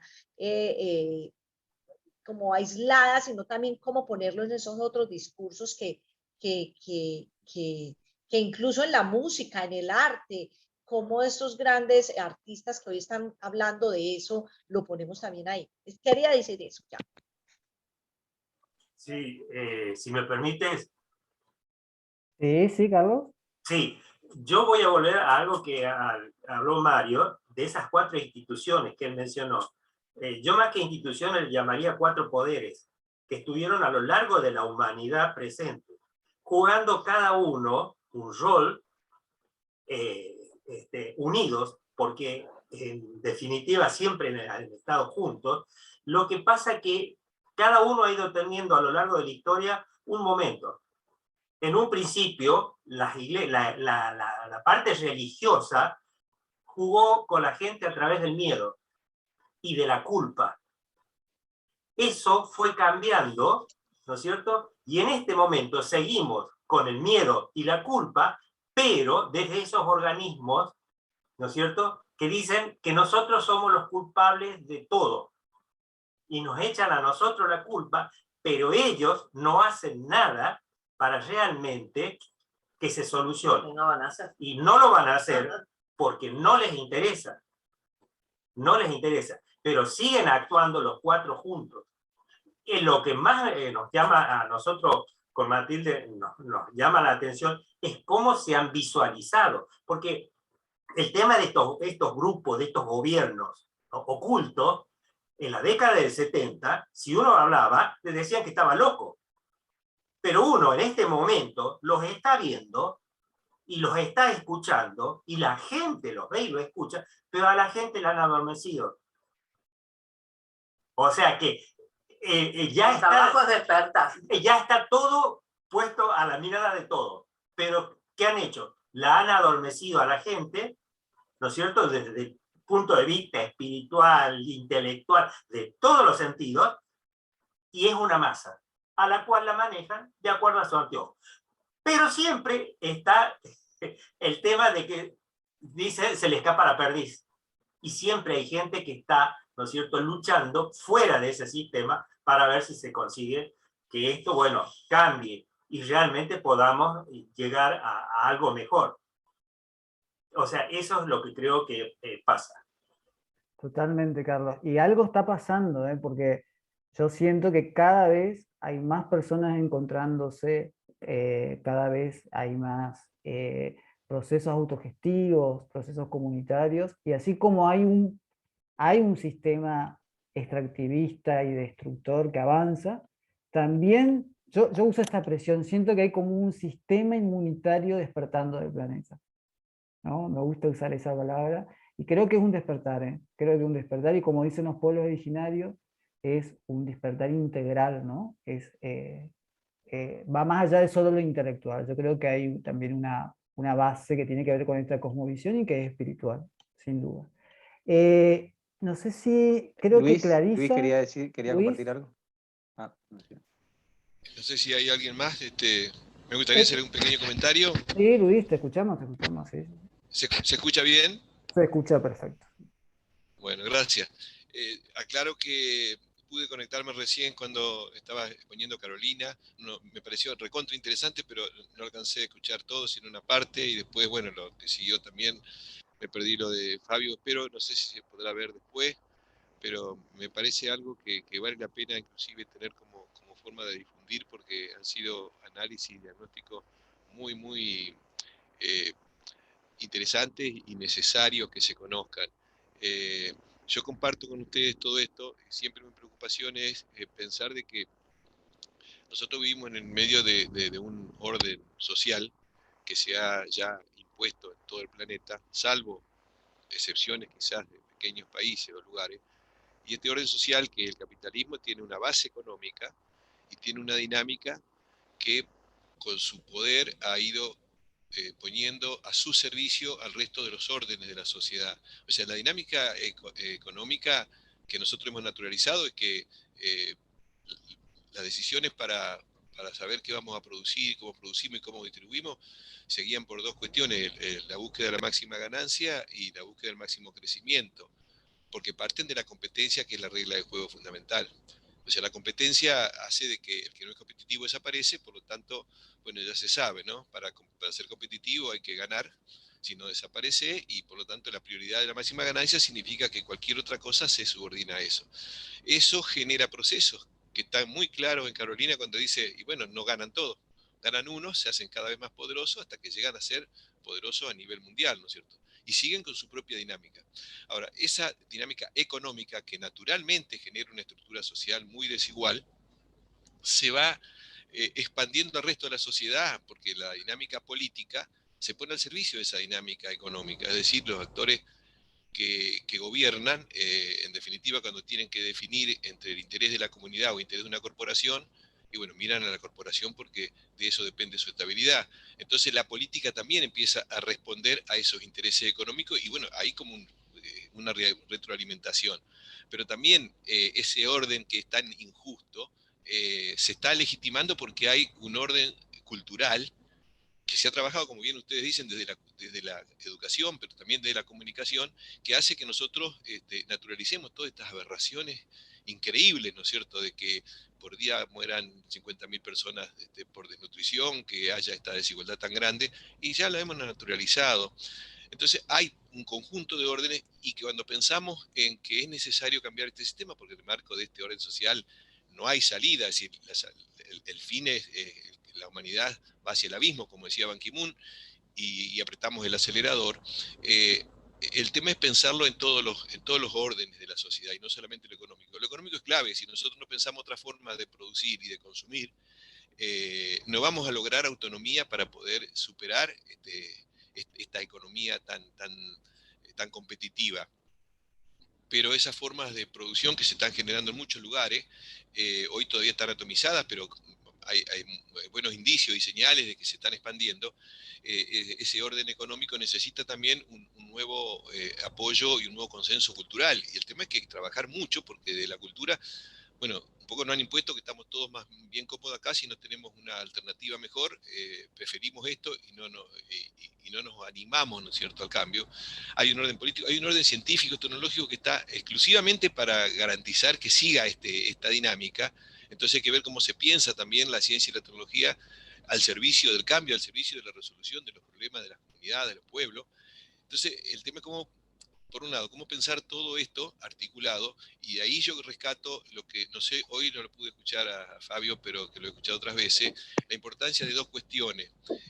Por un lado, el tema de cómo empezamos a construir redes, porque existen señales en todo el mundo, en la Argentina, y en muchos lugares, ese nuevo mundo que tenemos que construir y que se está haciendo, pero de manera muy atomizada, es decir, aquellos que están trabajando en la producción orgánica, en la agroecología, en la producción de cercanía diversificada, en cortar la producción local fundamentalmente para no depender de los circuitos digamos, de largo alcance que en momentos de colapso energético te dejan a la comunidad sin abastecimiento. Es decir, cómo logramos de nuevo generar autonomía en las pequeñas comunidades.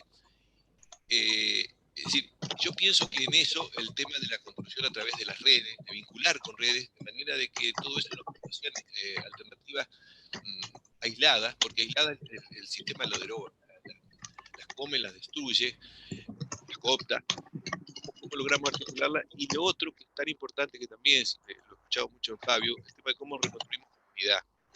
Porque este sistema nos ha hecho muy aislados, muy egoístas, muy individualistas, y en situaciones difíciles, en el colapso, lo que nos va a salvar es los lazos comunitarios que logremos reconstruir. Entonces de ahí el tema tan importante de trabajar a nivel local todo esto, pero con esa perspectiva, ¿no? La perspectiva tenemos que buscar alternativa económica, buscar...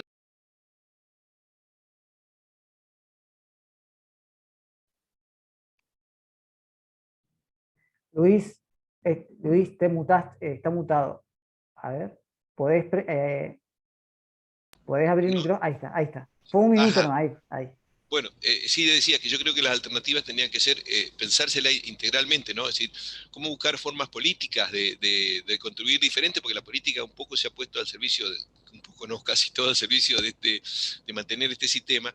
Entonces la forma política no tiene que pensar tanto en la dinámica electoral, que tiene como un fin ganar, como la principal finalidad, y eso hace de que, bueno, todos terminen haciendo más de lo mismo, por más que vengan con buena intención. Entonces, ¿cómo logramos articular nuevas formas de participación política, nuevas formas de producción económica, nuevas formas de pensar? Me pareció muy rico todo lo que ustedes están diciendo, y bueno, yo rescato eso, ¿no? El camino de ir construyendo en redes, este círculo concéntrico cada vez más grande, de manera que podamos ligar esas múltiples experiencias que existen, pero que tienen que potenciarse en unidad, porque acá yo creo que salvación individual no hay, ni salvación de un pequeño grupo, sino pensamos construir otro orden social antes que nos destruya todo. Y le agradezco que un montón lo que yo he escuchado, y ojalá pueda ver todo el programa de... Después te lo pasamos, gracias. Gracias. No, ahí lo único que quiero resaltar antes de pasarle a Silvia y a Clarisa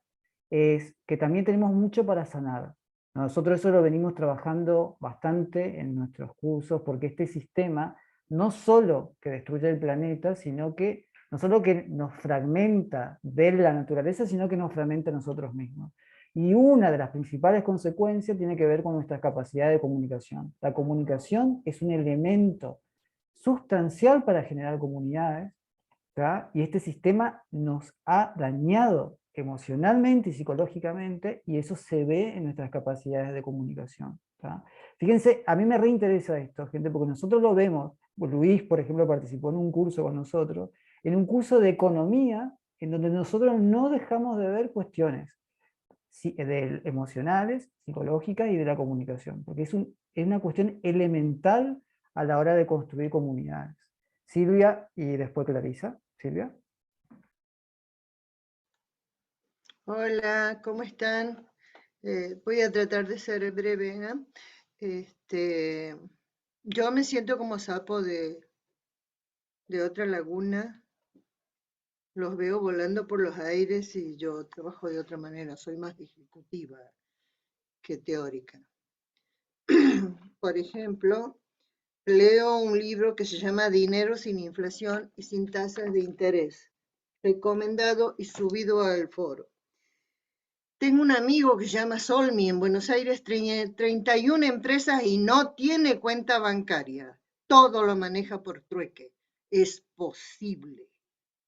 31 empresas, todas manejadas por trueque. No tiene cuenta bancaria. A mí se me ocurrió un día, a ver, voy a intentar. Agua aloja, ¿han visto esa medida que se hace de la algarroba? Y empiezo a producir aquí en casa, y la publico en el barrio. Ah, Silvia, ¿vendes? No, trueque. ¿Vos qué me das a cambio? No tienen idea de lo que es trueque. No hay percepción en la comunidad. El decrecimiento en España, aquí no se habla de decrecimiento, ¿no? ¿Quién tiene más? Gracias a la pandemia hemos aprendido a vivir con menos, gastamos menos. El decrecimiento ya ha puesto 9 legisladores en Madrid. Es una fuerza política. Sugiero ver este libro. Yo hace 23 años que lo uso. Son guías didácticas de Bolivia, en donde hay 7 temas: Chaco, bosque, agua, suelo, ambiente urbano, desarrollo y tecnología, y cultura de los habitantes del Chaco. Excelente para cambios didácticos, propuestas didácticas, todo está aquí. También está cargado. Soy una preocupada por las generaciones futuras porque yo soy vieja. Y a mí las generaciones futuras me significan solo mis nietos, mi barrio y mi comunidad. De ahí no voy a salir más. ¿Estamos? Yo soy una docente de puertas cerradas. Por supuesto que gracias a Dios estoy jubilada y me rasco todo el día. Pero cuando era docente, trabajaba en mi cooperativa y cuando yo cerraba las puertas de mis clases, se hacía lo que teníamos que hacer, pensar, nada de cumplir objetivos fijados por los otros. ¿Se entiende? Hay que hacer las cabezas, no llenarlas. Soy una científica callada y oculta. Yo no publico. Yo no tengo paper, dijo mi director de tesis. Cuanto más paper tienes bajo el sobaco, el ángulo sobacal te da el prestigio. No, yo no publico. Porque los datos que yo tengo son datos sensibles para el gobierno actual. Hoy estamos en crisis, el 50% cocinan con leña y yo sé cómo se hace, pero no les voy a decir. Callada. ¿Por qué? Mi director de tesis me dijo, muy lindo, che, y por eso abandoné el doctorado. ¿Qué has hecho por la gente? Tiré al diablo la tesis. Y para terminar, esto va para cada uno de ustedes. ¿Cuánto pagan de energía eléctrica? ¿Y cuánto están emitiendo de CO2 cada uno de ustedes? ¿Lo saben? Díganmelo ya, al menos uno que me lo diga. Gracias. Gracias, Silvia. Gracias. Fíjense, Silvia es una compañera que aparte es descendiente de pueblos originarios de Argentina, y a mí me encanta siempre que vienen con esa contundencia, ¿no? Clarisa. Hola, ¿cómo están? Silvia, sos una genia. Me cambiaste la cara, estaba con otra energía y de repente te amo, siento que te quiero mucho, Silvia, no sé. Te mando un abrazo. Re lindo estar acá, participar. Gracias, re lindo todo lo que dijeron, comparto absolutamente cada palabra, cada idea, cada frase. Quería como hacer una reflexión, ¿no? Escuchándoles y demás, y sabiendo también que el nivel de emisiones de gases de efecto invernadero se acrecentó a lo largo de una generación, que fue a partir de los 90, se emitió más del 60% de gases de invernadero desde el comienzo de la revolución industrial. Como que se acrecentó la crisis climática en estos últimos 30 años. Y como venían diciendo las otras personas, que todo este modelo fue estudiado, las personas que están atrás, que pertenecen al 1 y al 10% más rico, están en cada organización, manejan, tejen, digamos, por así decirlo, toda nuestra economía, nuestro poder, las culturas, todo. Me pregunto, estamos nosotros acá disertando, pensando, como dijo Silvia, eh, que estamos frente al colapso inminente de nuestra civilización. Entonces, ¿cómo hacer para que todo lo que estamos haciendo sea aún más rápido? Porque claramente llegamos tarde. Yo siento, hablo desde mi sensación de ansiedad o de desesperación hacia las generaciones futuras, ¿no? Porque entiendo que todo lleva su proceso, que todo tiene su tiempo, conectar redes.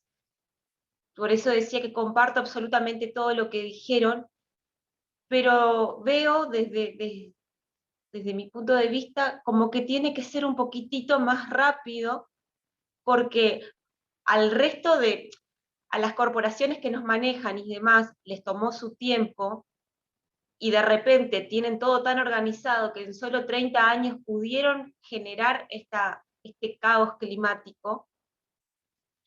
¿Qué nos queda de este lado a las personas que van activando o que van como saliendo del sistema o de la Matrix hacer, ¿no? Porque de aquí a 30 años vamos a ser más personas que estemos hablando, va a haber cambios, seguramente que sí, pero tampoco van a ser suficientes. Yo sigo mucho a los que han escrito los informes del IPCC, que ya están retirados, y que claramente hablan y son más radicales que los que están ahora en este momento, porque ya están retirados y saben que bueno, pueden decir más lo que quieran, ¿no? Y dicen que hay que actuar, si no en las próximas acciones que se tomen de aquí a 3 o a 4 años, realmente es lo que va a depender el futuro de nuestra humanidad. Ya no hay como un lapso de 10, 20, 30 años. Entonces, se me eriza la piel, ¿no? Porque cuando uno actúa desde una parte, sabemos que hay personas del otro lado y qué importantes son las redes. No quiero repetir como más de todo lo que dijeron las otras compañeras, que realmente fue hermoso, pero hago hincapié en qué acciones tomar, porque si uno ve lo que generalmente desde el ambientalismo se hace, es hacer denuncias a empresas extractivistas, generar marchas, salir a la calle. No es suficiente, no es suficiente, solo que no genera absolutamente nada.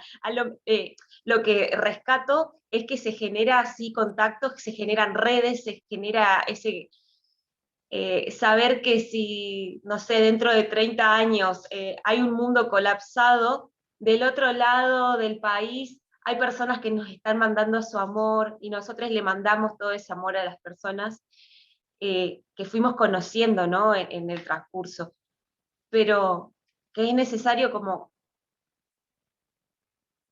actuar como más rápido, no lo sé cómo tampoco, pero a veces no sé, esa era mi disyuntiva, ¿no? Clarisa, ahora en un ratito, nos quedan poquitos minutos, pero me gustaría cerrar como comentando esto, ¿está? Esto que vos trajiste, porque esa es una gran pregunta que nos hacemos. O sea, viste que hay inclusive científicos que dicen ya estamos al horno. O sea, no hay, es más, hay científicos que dicen cuando estos millonarios están queriendo ir, vieron que hay muchos millonarios queriendo irse a Marte y haciendo todo. Bueno, es porque no quieren transformar este sistema, ¿no? Porque saben que significaría reducir su riqueza. Entonces dicen, bueno, sigamos acumulando, sigamos destruyendo, y no, total nos vamos a otro planeta, ¿no?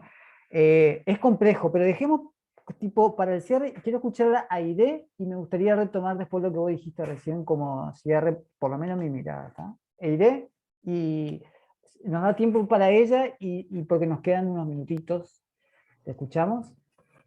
Hola, muchas gracias. Y antes que nada, felicidades a los expositores de esta charla. Yo me enteré de este conversatorio a través de promotores ODS de la red latinoamericana no soy asidua a las redes sociales, así que me enteré prácticamente por incidente porque estaba buscando un dato en Facebook y me encontré con esto y aunque lo tengo como prioridad, promotores ODS, no utilizo mucho las redes sociales. Así que, pues bueno, quiero externarles mis felicitaciones a los ponentes. Decidí participar por lo que estaba hablando Clarisa, de que decía de que debemos de actuar más rápido. Déjenme hablarles un poquito desde mi experiencia. Yo soy científica y de repente me pongo a hacer pruebas con mis estudiantes para sus proyectos de tesis y ellos toman datos publicados por nuestras agencias gubernamentales sobre calidad de agua y yo, pues mediante métodos estadísticos, metiéndole números aleatorios con Monte Carlo, y ellos me dicen, no, pues no hay manera de que mejore el agua, la calidad de agua. En todos los modelos que utilicé, moviendo los parámetros, y les dije, y les he dicho, efectivamente. Entonces, Clarisa, como parte de todo ser viviente, ser sintiente en este mundo, seguimos una curva de crecimiento logarítmico y exponencial. Eventualmente vamos a llegar a una meseta. Llegamos a esos 8,000 millones. Vamos a llegar a una meseta y después va a venir nuestro descenso. Es una tendencia natural de todo ser viviente en este planeta.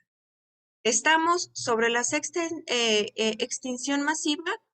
Es muy probable que sí, y provocada por nosotros mismos. Sé que causa angustia, Clarisa, pero créeme que esos sentimientos de desasosiego, de desesperación, si vives en Latinoamérica, has aprendido a vivir con crisis gubernamentales, con golpes de Estado, con asedios a periodistas, con crisis alimentarias. Entonces, en Latinoamérica ya sabemos lo que es crisis. Una crisis climática, podemos sobrevivir a ella, porque hemos sobrevivido. Incluso yo tengo un presidente que de repente le dijo a Estados Unidos, no voy a ir a tu cumbre, de ese tamaño.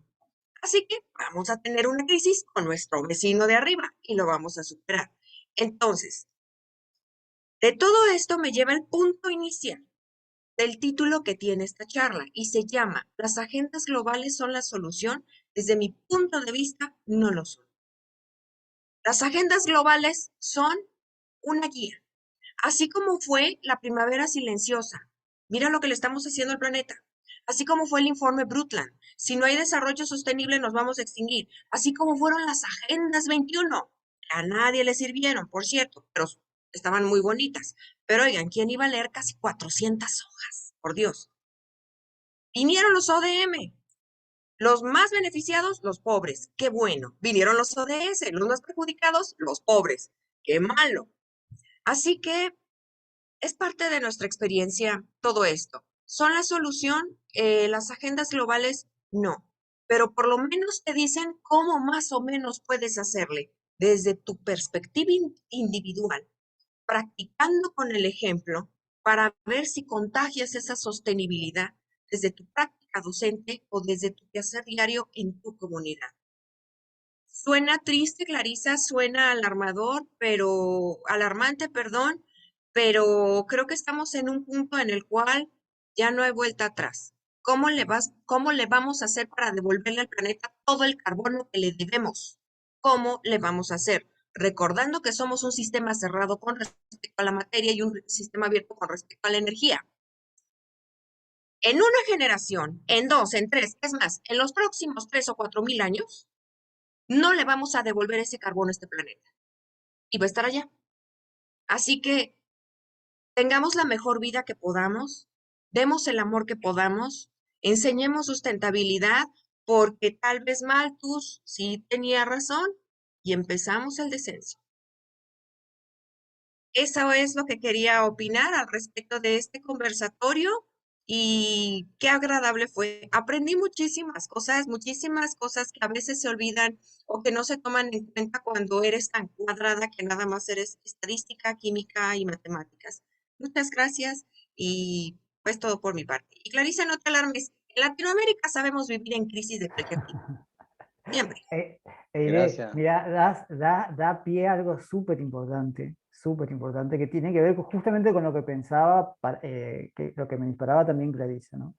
Porque, en primer lugar, o sea, sí tengo una diferencia, Iré, con algunas cuestiones de los ODS. Para mí, yo no estoy de acuerdo con no con todo, no soy anti todo, ni pro todo. Yo siento que el diseño para esta palabra me parece importante, el diseño para regenerar la vida en el planeta va a ser desde lo local hacia lo global. ¿Por qué? Por algo que vos también mencionaste, Irene, que tiene que ver con los sistemas cerrados, con los sistemas vivos, digamos, ¿no? Todos los sistemas vivos tenemos la posibilidad de organizarnos en tramas, autoorganizarnos y ser autopoyéticos. Esto es algo científico, gente, ¿eh? Estoy trayendo ciencia. Todos los sistemas vivos tenemos esa capacidad. Lo pueden investigar con Margulis, con Capra, biólogos, físicos. En los últimos 30 años hay una enorme evolución en ese sentido y nos conecta con los saberes de los pueblos originarios. Entonces, cosita... mientras haya vida, Mario, sí, ahora te paso. Mientras haya vida, está la posibilidad de regenerar la vida. Tiene razón Eire que hay un fenómeno que se llama homeostasis, que es llevarnos al equilibrio, y eso implica que si hay un exceso de una especie y que está destruyendo la vida va a querer llevarnos al equilibrio, va a intentar llevarnos al equilibrio. Pero aún así todo, tenemos la capacidad de regenerar la vida. Somos naturaleza, y esto viene al comienzo. Nosotros nos desconectamos de la naturaleza, generamos toda una visión antropocéntrica, nos olvidamos de que tenemos esa capacidad de la naturaleza, y aparte, Clarisa, hay un fenómeno que se llama centésimo mono, también está investigado por la ciencia, que ¿quién te dice que a lo mejor dentro de todo este panorama de destrucción y creación aparece un despertar, como dijo Carlos y Miriam, creo que era, ¿no? Y una cosita más, Mario, que no quiero olvidarme. ¿Vieron que en el mundo empieza a aparecer esta frase de que Latinoamérica es la posibilidad de un nuevo mundo? Y vos también algo lo quisiste mencionar en ese sentido. Vieron que en Argentina hay mucha gente queriendo irse al norte, por ejemplo. Yo le diría, valoren, si ustedes están en un entorno en donde hay agua, en donde crece el alimento fácilmente, como nosotros, Clarisa, como Misiones, ¿no? En donde todavía hay biodiversidad, por más que tengamos un montón de incendios, valoremos eso y ojo con las miradas geopolíticas, que ya la estamos viendo. Ya estamos viendo cómo los extranjeros, cómo los del norte están queriendo venir por nuestra agua, por nuestra biodiversidad. Mario. Una cosita en relación a lo que estaban diciendo. Dos. Una es, la naturaleza nos da algunas señales del camino, ¿no es cierto? Entonces, lo que vemos es que cómo hizo la naturaleza para sostener la vida desde sus orígenes. Pues justamente las primeras células bacterianas lo hicieron conformando comunidades. Y esta comunidad de células dice que las comunidades que tenían ventaja evolutiva eran aquellas donde las células trabajaban en beneficio de la comunidad. O sea, nosotros eso a nivel social lo llamaríamos solidaridad, altruismo, etc. Y otra cosita más es relacionado con algo que decía Fabio, que tenemos que sanar.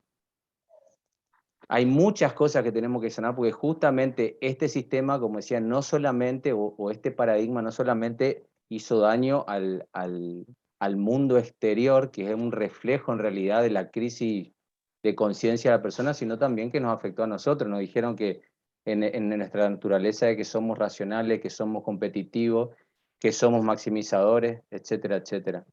Y creo yo que por ahí viene el camino. O sea, sanarnos para sanar, para construir comunidad y para construir otro mundo. Gracias, Mario. Gente, muchísimas gracias. Queremos contarle también que este proyecto, que este evento, surge de un proyecto de un curso en ecosocioeconomía, en donde replanteamos el paradigma económico dominante con otras cosas. Ya le vamos a estar contando porque es una co-creación con Colombia y Argentina. ¿tá? Y también esto deviene de otras propuestas que estamos haciendo en torno a educación ecosocial y alfabetización ecológica, y también como una manera de manifestar que las transformaciones se están dando, tanto a nivel popular, vemos cómo nos estamos organizando como vecinos y vecinas, plantando nuestro propio alimento, generando nuestros productos de limpieza, yendo al consumo responsable, pero también hay sectores académicos que están promoviendo y yendo a esa transformación. Así que muchas gracias, gracias Mónica, Mario, Luis, Eiré, Carlos, Clarice, cada uno de ustedes. Fabio, yo quería decir dos cositas Sí, en relación sí, con lo sí. que dijo la Silvia, que también me movió el corazón. Y yo creo que la academia, en este caso, pues nosotros que estamos en la academia, tiene que cambiarse, ¿cierto? Yo creo que tenemos que darle un vuelco hay un autor ecuatoriano que habla de corazonar la educación, porque nosotros estamos en un paradigma de la educación como un asunto de la razón, la mirada cartesiana. Yo creo que hay que darle un vuelco a todo y volcar a cambiar nuestra cosmovisión. Creo que yo personalmente no soy de un pueblo originario, pero mi contacto, digamos, como animadora sociocultural, he aprendido y creo que la invitación también es a decolonizar la ciencia, descolonicemos la ciencia y yo creo que es posible que le demos la vuelta de lo que nos dice Iré frente a eso. ¿Cómo le damos la vuelta a eso, cierto? Entonces creo que sí. Ya. Gente, muchísimas gracias. Seguramente les vamos a estar invitando a otros conversatorios y realmente ha sido una tarde-noche preciosa de mi parte y me voy muy inspirado para seguir pensando y para que sigamos pensando otro mundo. ¿Está? Así que un abrazo grande a cada uno de ustedes y nos encontramos en otra oportunidad. Gracias.